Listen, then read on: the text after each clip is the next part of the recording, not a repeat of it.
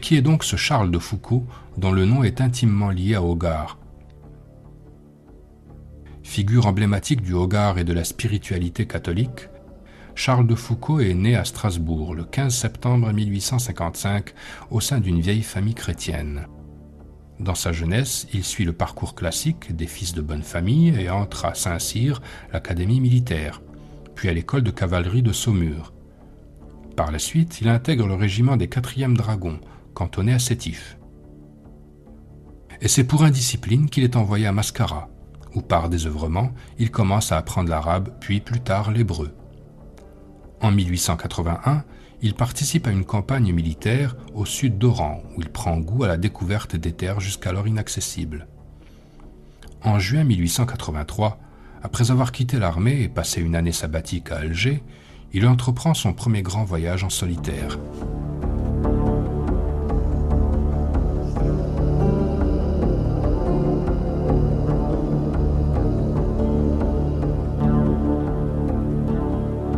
Il part aussitôt à Bni Abbès, où il construit une petite chapelle qui continue de défier le temps jusqu'à nos jours.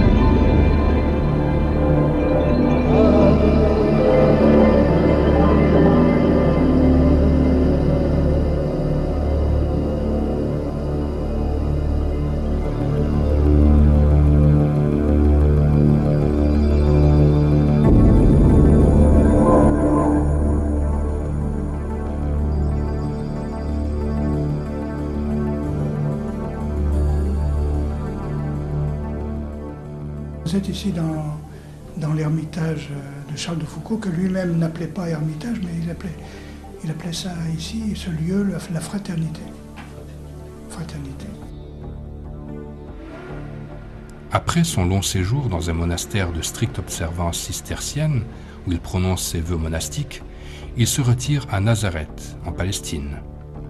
Pendant toutes ces longues années de retraite, il se découvre une nouvelle vocation, et dès son retour en France en 1901, il est ordonné prêtre. Charles de Foucauld, champion de la charité chrétienne ou pur esprit colonialiste?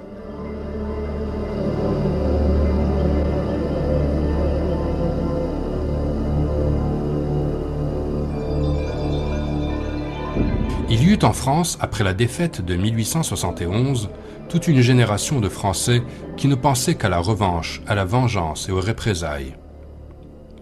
Ils s'y préparèrent par l'agression et la mainmise sur une grande partie du monde, qui devint leur empire colonial, source de matières premières et de chair à canon.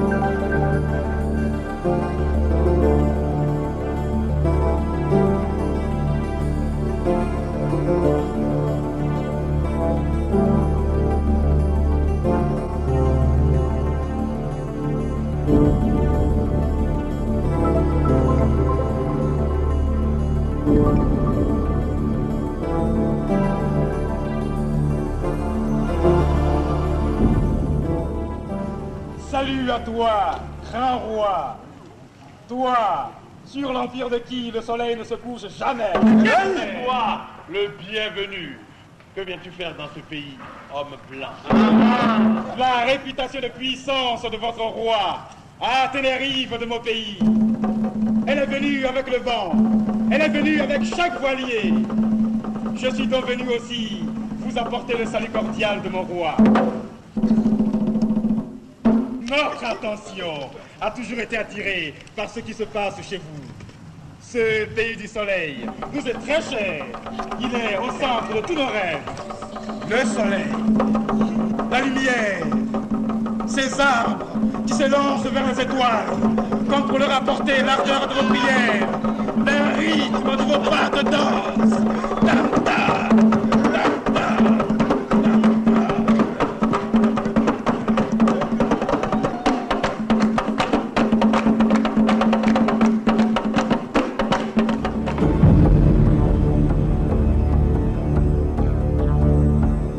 Sur les 400 000 Algériens mobilisés lors de la Première Guerre mondiale, 250 000 y laissèrent leur peau.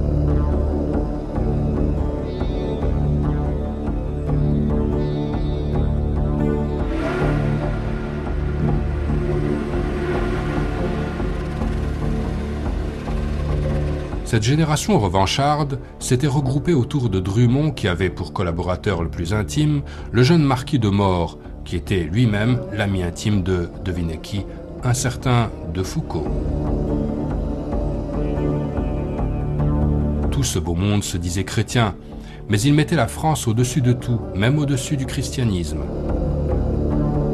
Charles Maurras prendra la suite de Drummond avec comme devise « La France d'abord », malgré son grand attachement lui aussi à l'Église.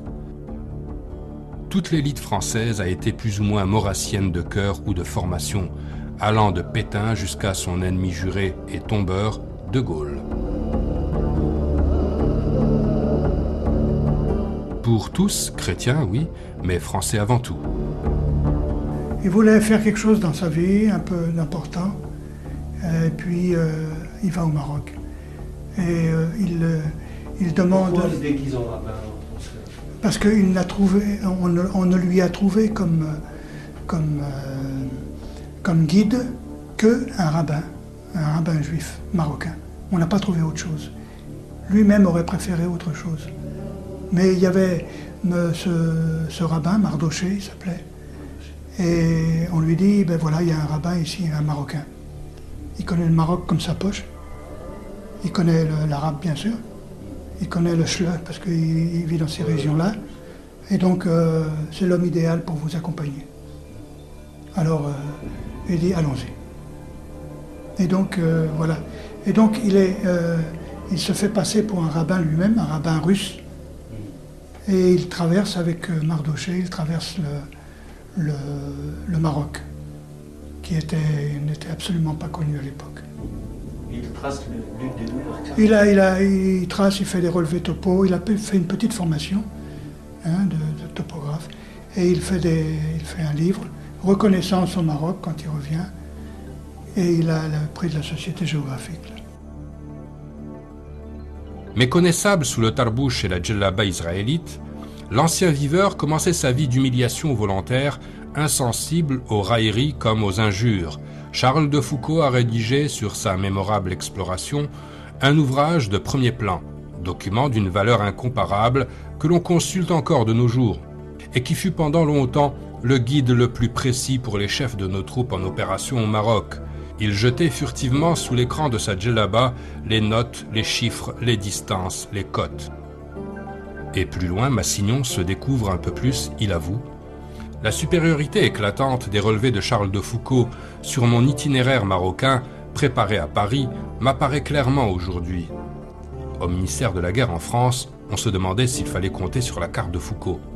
Cette carte paraissait si belle, si précieuse, qu'on avait peine à y croire. Quand on sait combien une erreur de carte peut être fatale à une armée, on comprendra pourquoi l'armée française tenait à tout prix à en vérifier certains détails qui garantiraient le reste. Et ce travail fut confié à l'illustre orientaliste Massignon.